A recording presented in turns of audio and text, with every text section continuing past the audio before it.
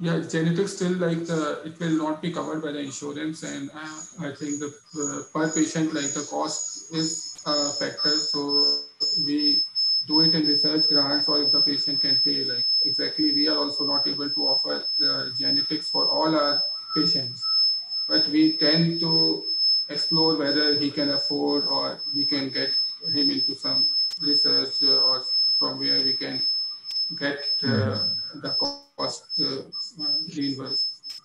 Even in the US, it's very hard to get the genetic test approved by the insurance, and you have to get it pre-approved. The couple of key pointers about genetic test, which I'm sure we will cover it soon, is that what genetic test was done 5 years back may not be very valid today because there are newer and newer genes being discovered all the time. And Yeah. then if you have a gene test positive, does that mean you have a phenotype of that disease is also unclear. And certain conditions would be more risk to have sudden death or other things what we are looking at compared to some other gene for mutation. So really, we need an expert like Dr. Verma who is going to teach us more. And I think that those are the kind of things we should be really be aware of. So, yeah, I think now we have arose some interest into Dr. Verma's talk. So let's. Dr. Prashant Verma is a Very cardiogenetics Thank at you. All India Institute of Medical Science, Rishikesh. He has been trained at Sanjay Gandhi Postgraduate Institute of Medical Science, where I was trained for my cardiology fellowship in genetics. Followed by he went for further training in Netherlands, and he is actively involved in cardiogenetics and other genetics research related work in addition to pediatrics, which he pursue. So let's hear his experience. Yeah, Dr. Prashant. thank you very much, Dr. Rohit, and thanks again to give me opportunity to share my knowledge and experience related to cardiogenetic cases. Actually, most of my experience is not from India. Actually, I work abroad in Middle East, and they are King Abdullaji University, the Pasteur Center, where we have the collaboration with the Netherlands scientist Professor Baldi author and Dr. Bunia. They are actually shared with us their experience, and we learn from them related to cardiogenetics things. So as we know, the genetic testing is not cumbersome to do by every centers. And my slide is visual to all, please. Yeah, it's visuals. Okay. So actually that I am discussing today, mostly we found out the case related to long QT syndromes, which we recognize electrophysiologically. Actually, a cardiac arrhythmic case, which is a primary inheritant primary cardiac arrhythmic case, is difficult to identify if they don't have the classical ECG changes or a specific symptomatology. But if we keep a high degree of susceptibility or thinking about it, we got the diagnosis. If we have the facilities and a good team to make a diagnosis. So today my point of discussion in my slides is I will little bit discuss about the basic genetics is related to cardiogenetics. What are the electrophysiological markers we use in specifically long QT case, genetic mechanism of commonest long QT syndromes. I will discuss few pedigrees which we face and with my experience, and why we need to do this all things and a best care treatment process for the family. So no conflict of interest. So the I will just start with the prevalence of the bird white is, though actually there no nationwide data. Most of data is from USA, Netherlands, and European countries. It is one is 2,000 to one is 3,000, so it's not too much rare. Exactly, not because they are underestimated, misdiagnosed with high mortality, so they miss to make a reach to the actually got autopsy at a molecular level even different biased. It is also inherited by multigenic inheritance and oligogenic also.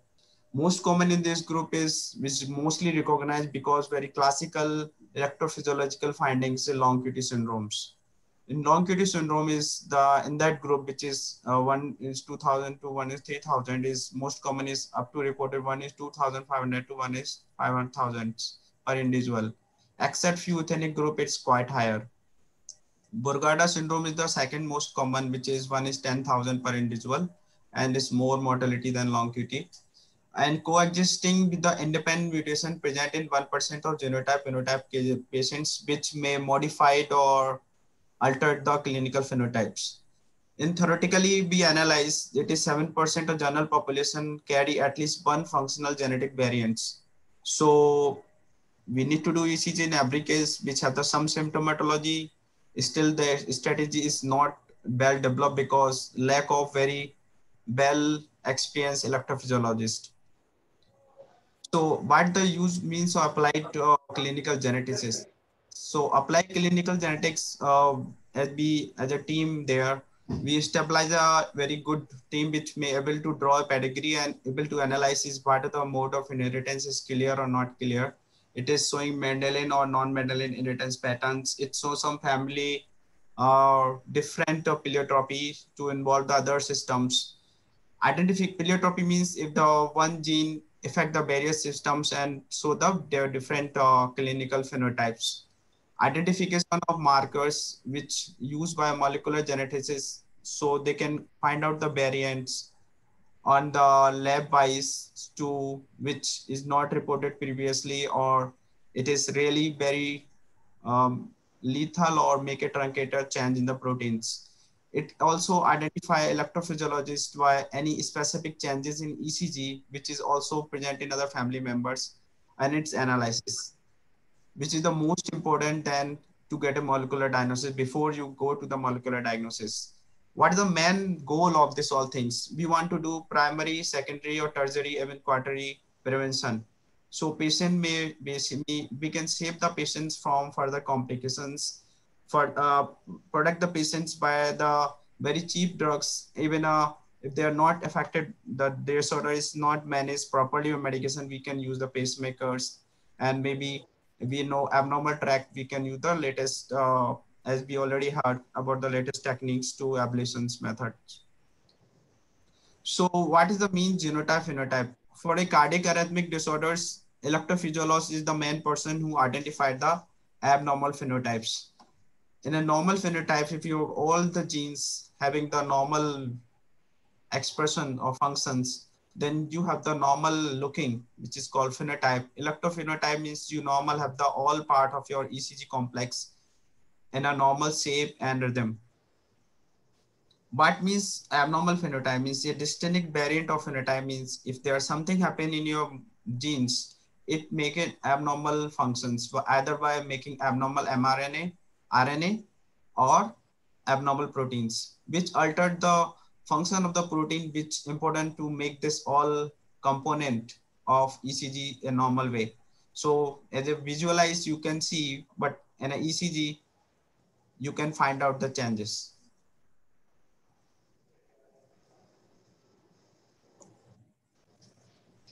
For a long QT, specifically, if we understand the mechanism of long QT, it is we recapitulate the physiology book, the parts of the channels, which is responsible to different influx, efflux, and influx, which is responsible for the most of these changes which electrophysiology machines catch because of transportations of this electrolytes, which create a electric currents, and it will develop a classical PQRS complex and T wave. So early repolarizations and depolarization is depend on the different ion channels. And these ion channels are the main responsible for the total electrophysiological graph of ECG. If these channels is going to have the changes, their quality or functions for not allowed to pass sodium channel or not allowed to pass potassium or allowed to pass faster or slower, it may alter the all your influx, efflux of sodium, potassiums. Specifically long QT, the potassium channel is going to suffer most commonly. Besides that, sodium channels may be the possibility if it is also lack of function. So this is all channelopathies is because of the main component of any of unit, which is alpha, beta, gamma, delta. Most majority of these membrane proteins are either they are located in the cytoplasmic organelles like lysosomes, Golgi apparatus, or nucleus in cytoplasm. Mostly in cardiac conductions, mostly they located in the myocyte membranes, and calcium in the sarcoplasma, which enable to change of transportation of these electrolytes. So if this protein is formed by the multi-units, and every unit subunit is formed by different genes, so they are very collaborative function of all proteins should be well functioned to make a proper conduction of these electrolytes. If any of this subunit is protein is going not function normally, is altered the currents and lead to the clinical phenotypes of abnormal electrophysiological changes in pure complex, and symptomatology wise it can be different types.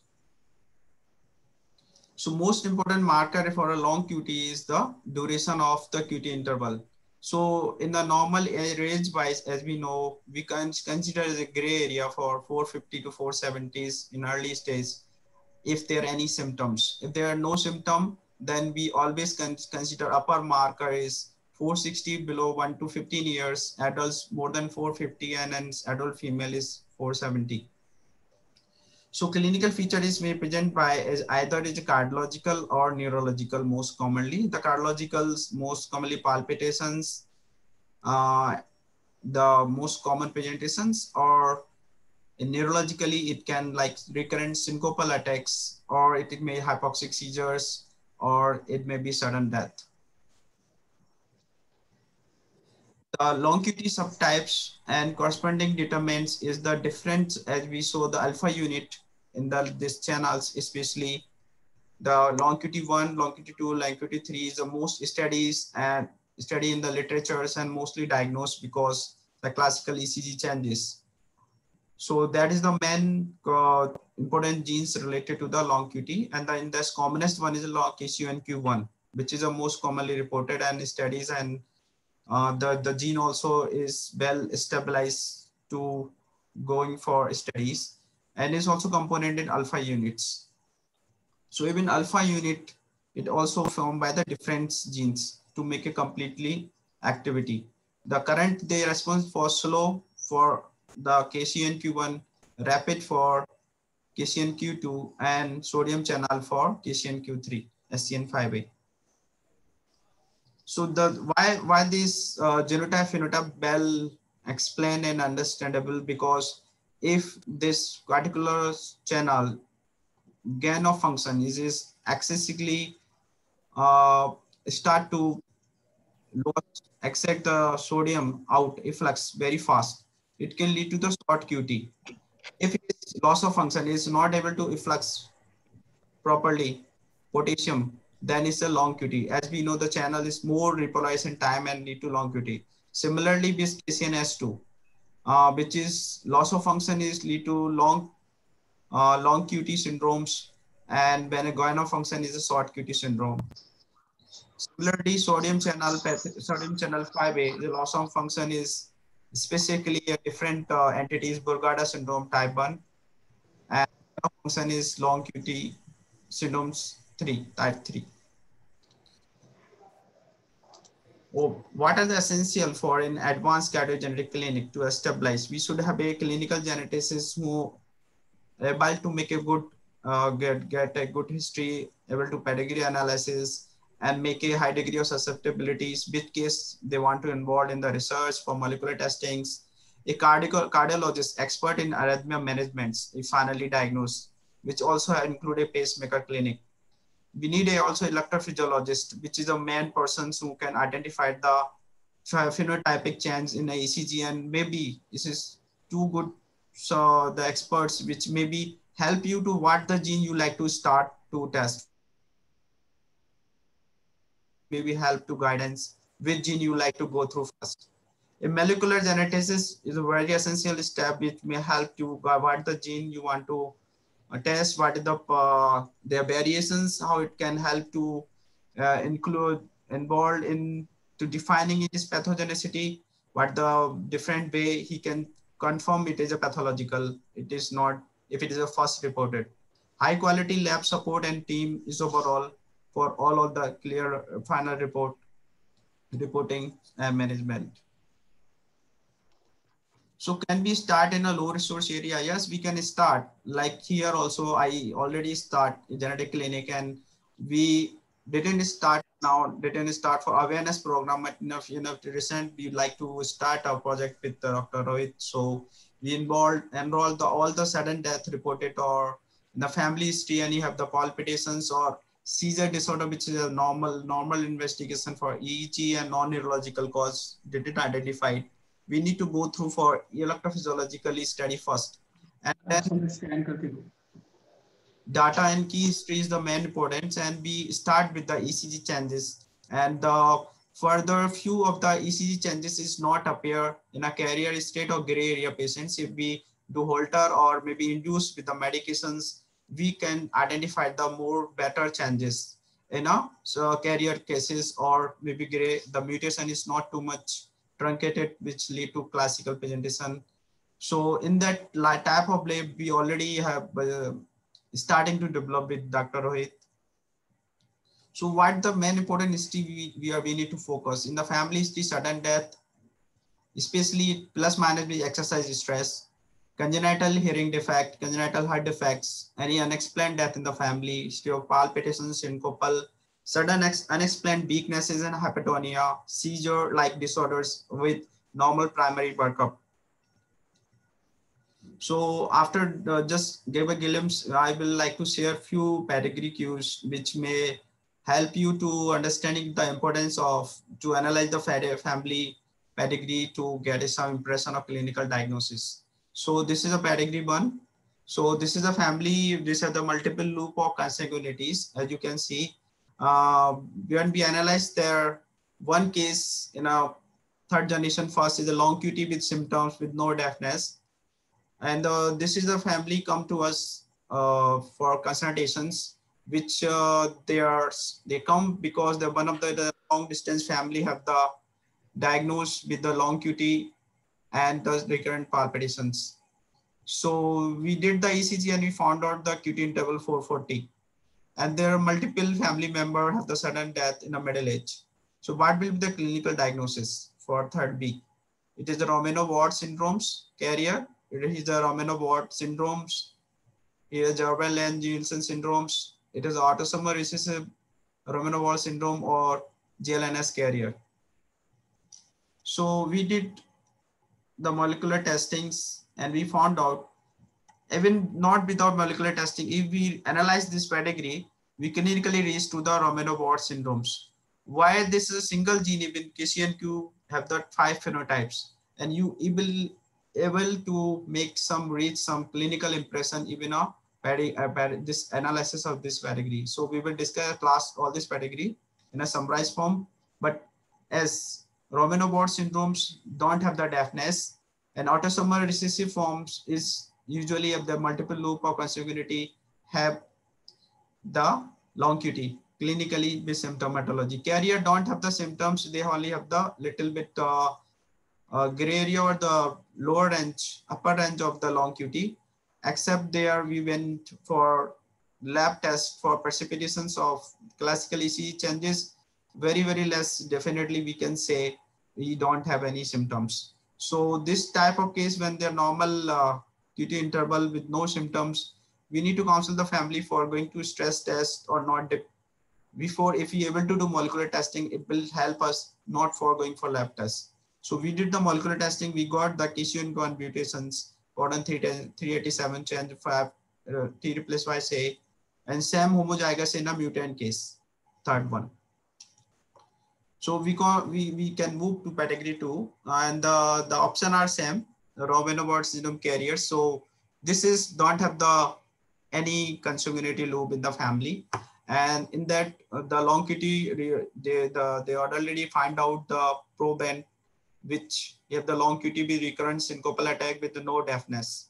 So still you don't have the deafness, but have the long QT and symptomatology both. So what will be the clinical diagnosis even without molecular testings? So correct the Romano-Ward syndromes. why it is Romano-Ward syndrome, even though, so it is autosomal dominant inheritance, skipping one generation's possibility if there's a modifier. So we did the testing, we get the mutations, KCNQ1, C plus T protein glycine replaced by truncated mutation here. So even the clinically we can defining this Romano-Ward syndromes, autosomal dominant inheritance. With the genetic testing, you can see the changes, that two peaks in a sequence. Usually you can see one peak. You get the two peaks. One is the peak is already in a one sequence of DNA. Other is peak come from the mutant codons, like C replaced by T. So C is by red line and T is thymine by the blue. So there are two peaks which may help to. And after that is their development of the stop codons. So it is later is a truncated. One more pedigree I would like to discuss after that more too. So that is also don't have the consanguinities there in the third generation. So they married together and they have the two kids with the neurological feature and deafness, both the kids. So this child is diagnosed in the family first, and this come to our hospital in early age. So we took the detailed history and found out this case already have the deafness and long QT, and this child is early stage. We diagnosed by the hearing assessment, also have the deafness. So definitely we consider the case maybe also have the long QT. And that time when the deafness with the long QT, we suspect a case of Javel and Jensen syndromes as a clinical diagnosis. And this autosomal recessive or inconsanguinity is also there. And we got the homozygous mutation in the exon 3. The pedigree 4, they're a little bit extended family with the family member. One of the member have the long QT neurological features, recurrent syncopal attack, and there no deafness. But their consanguinity reported in that family. So there no deafness is there. What will be the clinical diagnosis of the probants?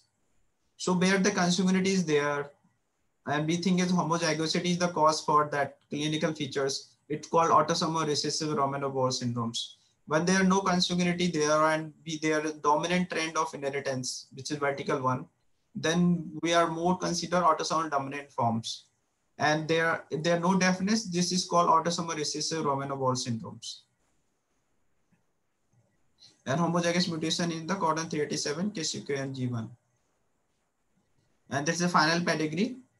So that is the same family with first one. What the little bit I modified here. So you can see this is a proband. The case one, I think there's something is missing. The case one is already have the deafness and long QT. It's down. I think so. Okay. So what will be the clinical diagnosis in third B here?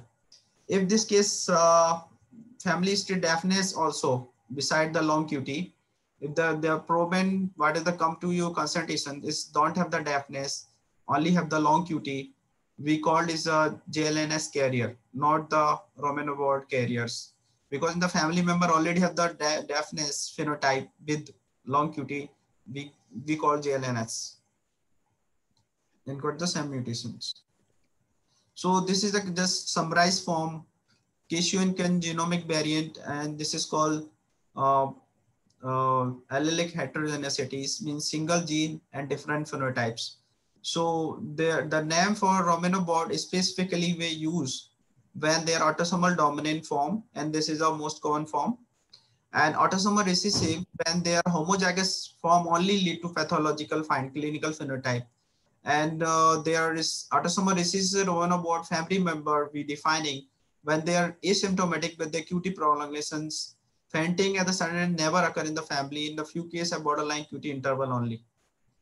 And JLNS entity is only affected when is called when they are congenital sensorineural hearing loss, with tachyarrhythmia, syncope, and sudden death is commonly reported. And carrier, they don't have the other symptoms except they have the either borderline long QT or QT prolongations. The rationale why this type of hearing loss involvements, even the same genes, Then we go through the clinical, identified the map, how this gene function in the inner ears and the heart cells. For inner ears, there are transportations of sodium channels maintaining for the electric conduction is not directly related for electric conduction. So hearing loss is the protein truncation needed more protein truncation functions to clinically come to pictures. But for cardiac conductivity, even the little bit conduction defect lead to the loss of function and the conduction abnormality. So when protein function is more truncated, than hearing loss occur. Otherwise, even their picture like autosomal recessive, Romano board, they are both are mutant, but they are protein truncated not to the reach at the threshold, which can lead to the hearing loss. They don't have hearing loss.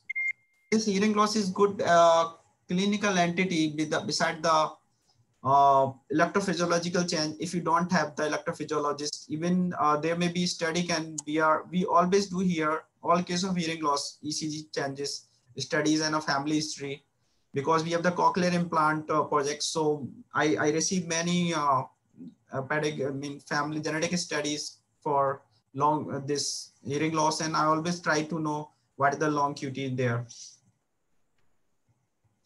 So not only that cases which is classically present postnatally, few of the lethal mutation is reported which can lead to fetal death if this is specifically in the critical regions of the channels. Like this is one of the case reported long QT associated mutation intra-uterine fetal death in JAMA in 2013, which they reported that the lethal mutations inside the especially is the cell junctions labels, and one of the cytoplasmic, which is very critical for conduction, is lead to the fetal demise, even the intrauterine life. So Keshian-Kun entities, as we discussed, only one specifically not related to one phenotype. There are other allelic variants, which is atrial fibrillations, familial type 3, and short QT syndromes. If the adverse protein changes function happen.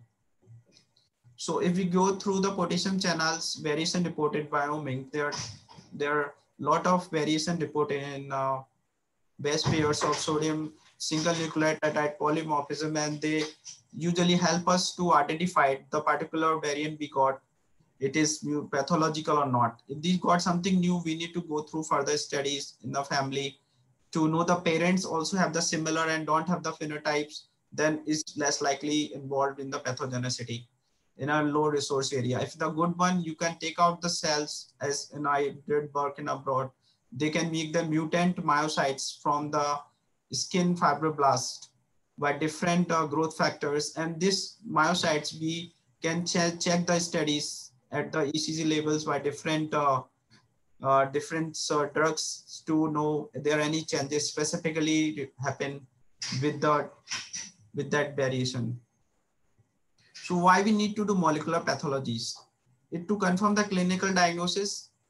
It helps us to the diagnosis to make a confirm research for undiagnosed familial or hereditary disorders, identify the new syndromes, new variations, make data of for help to the other researcher and colleague to identify genotype phenotype correlations. We can estimate the severity of the disease, like Keshian-Kun related long QT, thalassemia, severity of thalassemia, mild, moderate, severe, PKU, what type of clinical, subclinical PKU phenylketonuria, to know the molecular mechanism for pathology. Like few drugs now are going to discover, like losartans for Marfan syndromes, and recently for they discovered the common medications like carbamazepines for myopathies, one of the LGMD type myopathies. So if we understand the mechanism of pathways, like Marfan is fibrillin, it is involved in the pathways which is important for ACE inhibitors pathways. So we understand the disease mechanism and maybe use the drug for that purpose. Overall management for genetic disorders, on the online update guideline for management for gene review, we use the gene review if this is the updated, and get the latest treatment guideline for patient management. How it is helpful for the patients, not only for research and the study academic purpose. Molecule confirming the diagnosis, it identify the genetical heterogeneity of the disease. So we can easily understand the different phenotypic picture from the society. It helps in the antenatal diagnosis. We can prevent in early stage, even the primary prevention if the facility available of ex vivo fertilizations, and maybe in for 8 stage of blastocyte stage, we can take out the blast and identify the mutation before implantation to the mother utero. Judge the phenotype even a fetal life or pre-symptomatic stage, extended newborn screening or precaution diagnosis, alter the disease course by pathway modification, understanding the molecular mechanism pathology like beta blocker or long read syndromes. And as we know, the folic acid for neural two defects, great help in overall genetic counseling in all aspects. So strategies for molecular genetic testings, there are two basic strategies we use. We want to check it is copy number. There are two types, all the variation we divide broadly. First is the copy number variation. Second is single nucleotide polymorphism, SNPs. So mostly copy number variation also used in DELS, insertion deletion studies. We need to go through grossly if there are low facilities or low resource area, we can go through chromosome studies. Otherwise, microarray is the investigation of choice if you want to check the CNVs. FIS, in a selected case, if you very well understand the clinical phenotype and where you want to go through particular type of FIS.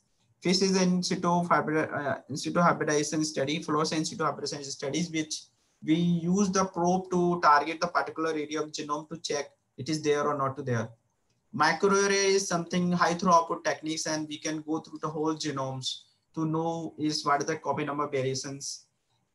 So even the chromosome didn't die. Still the chromosome study is helpful to know the balanced chromosomal translocations and chromosomal variation, structural variations, and the large relation duplications. Specifically, if you identify the electrophysiologically phenotype and you are very good to have the electrophysiologist may help you. He thinking that is the gene responsible for this type of electrophysiologically. You can go through the particular gene sequencing and study. That is called target molecular testing. Previously, we used the Sanger sequencing to particular sequence, particular gene. But nowadays, the NGS technique is much cheaper and feasible to do. Even the few centers still more happy with the particular Sanger sequencing if they are well stabilized lab and primer designing and everything is running very smoothly. We can go through the particular one gene studies. If we think a panel of tests, like you are thinking long QT word not have the electrophysiologist and not clearly identify the particular genes for particular change at the level of ECG, we can go for the panel test. Undiagnosed genetic syndromes, we can go for whole exome, genome sequencing, trios if it's much better if the phenotype is not clear, because you need to go, if got any unknown variants of unknown significance which is not reported previously, we need to do the parents and other siblings to identify it is pathological or not to match their phenotype pictures. But always, if you have low resource area, I will always advise to do always DNA banking, because many times the patient, you will not get contact in a cardiac arrhythmia. They will die when they go back to homes. So if they are really lethal mutations. So always try to get a DNA banking and any unexplained death for further study after family counseling. So that my references, and I included this is an important resource for genetic study if you're interested. Mostly we use the OMIM, Genetic Home Reference, Gene Review, and the PubMed. And there are different resources for different type of genetic disorder environments. So thank you. So any other questions, welcome. Thank you very much, Dr. Prashant.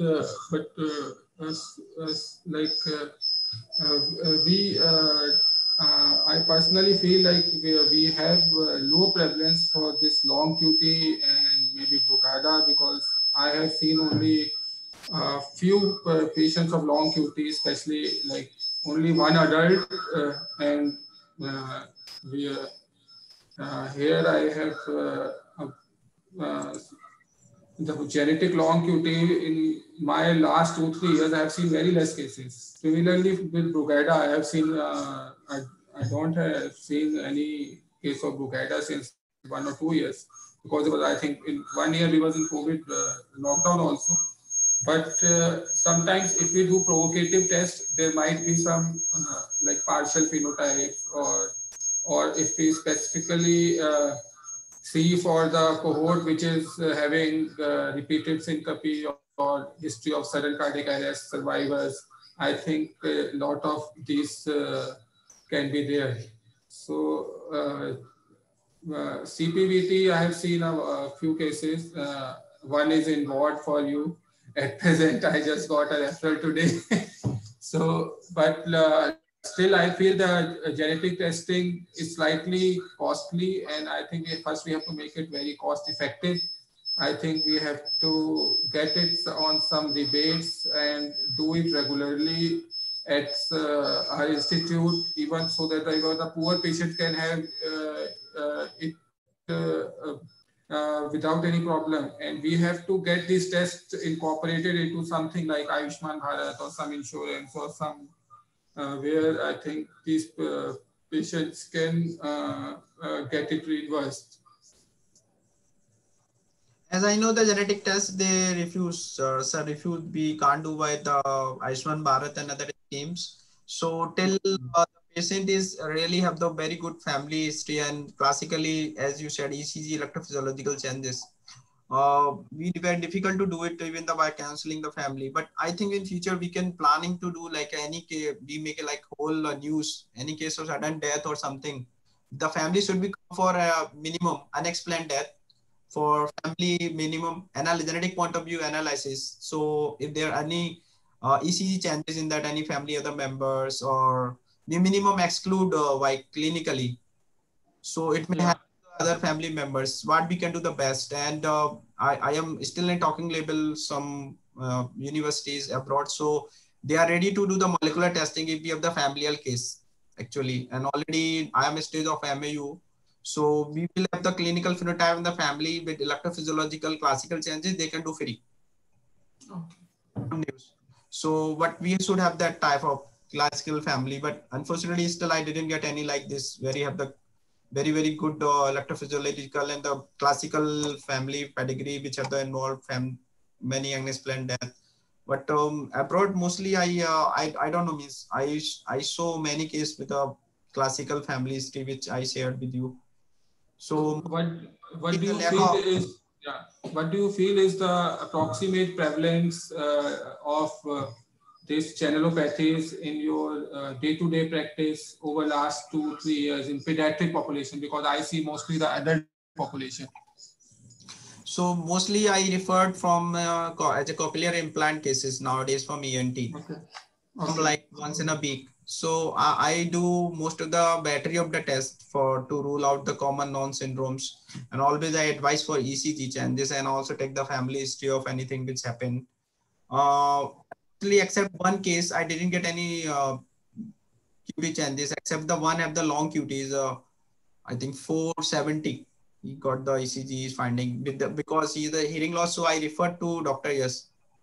And he did it the repeat, and he counseled them this maybe repeat ECG didn't get the same changes. So I will refer to you one time more to maybe go through one time of ECG findings and maybe do the precipitate that ECG changes with any test, which maybe help us to make a diagnosis.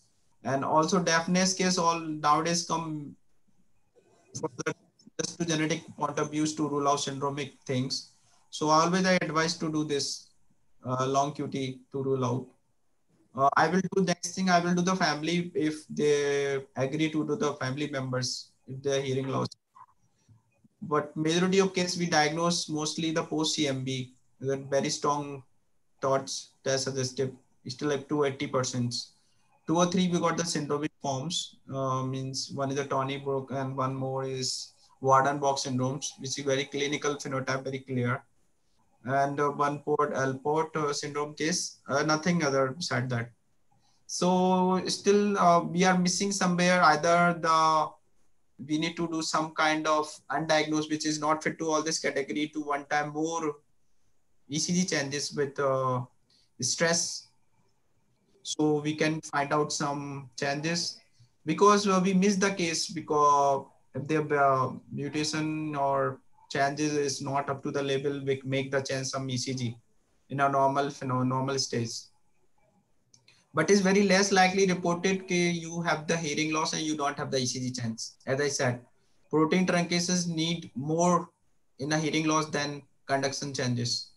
So in for KCNQ1, I'm totally certain if there are no ECG changes with bilateral hearing loss, very less likely to have KCNQ1 changes phenotypically. Dr. Prashant, there is a question from Dr. Ashwin Parchani. What is the status of DNA banking? DNA banking, we don't have still here. For mine cases, I do for selected cases, but we didn't start any project for DNA banking.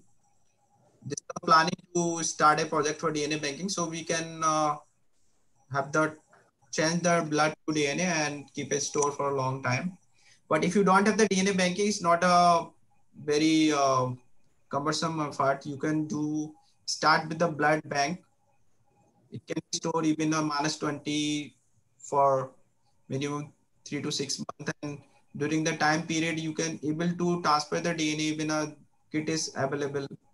You can change it and refer to the specialist. Whatever any case which is specifically you are suspecting long QT or ECG classical electrophysiological changes, you suspecting the particular cardiac arrhythmic disorders, should be keep the blood. Yeah. Yeah, I think gradually, like we will fill the gap which the cardiac genetics is having at present, and I think you will pioneer it in near future, I think, and we can do more projects in this, and if there are no questions, then I would like to thank Dr. Prashant for his outstanding lecture and his views on cardiogenetics and what exactly is the future and how exactly we can make an effort to study the genetics, find out the new syndromes, find out the new epidemiology of the Brugada was also discovered like that. There was high incidence of sudden cardiac death. People tend to note that these people have incidence of right bundle branch block with ST elevation in V1, V2, V3. So the electrical phenotype was easy to recognize. And then if there is an altered electrical phenotype, we can go on to find what exactly is the defect and take some preventive measures to prevent sudden cardiac death in these patients. Similarly, the typical full-blown long QT might be difficult to find, but as soon as some external challenge like some arrhythmogenic drug, some QT prolonging drug, antibiotics are given, that you will find these patients get long QT. We analyze the QT of a lot of patients for this COVID. We find that COVID itself, without any other drugs, was causing some long QT in around 10% of these patients. And though the incidence of and the risk with HCQ was very high, initially we did not find any incidence of sudden death with HCQ in our healthcare population. Though we did a study also with long-term ambulatory electrocardiography monitoring in this patient with a device known as pocket ECG. But I think the incidence was very low. So looking into the clinical scenario, family history, electrical phenotype, we can go on to explore what exactly is the genetic cause for this. And in the future, there might be genetic therapies for these arrhythmias, and the prevalent therapies might not be there in, say, 10 or 15 years. Yeah, Dr. Prashant. Thank you, Dr. Rohit. So I appreciate for your effort to starting like this conference annually, and this is just increase the awareness also. Thank you so much again, and give me opportunity. Yeah. So we now welcome Dr. Manish Rai. who is a cardiac electrophysiologist at Kasturba Medical College, Bangalore. He has extensive experience with ablation of various supraventricular arrhythmias, atrial fibrillation, ventricular tachycardia. He is in charge of cardiac electrophysiology at KMC Bangalore. He has been very enthusiastic, very intelligent, very smart in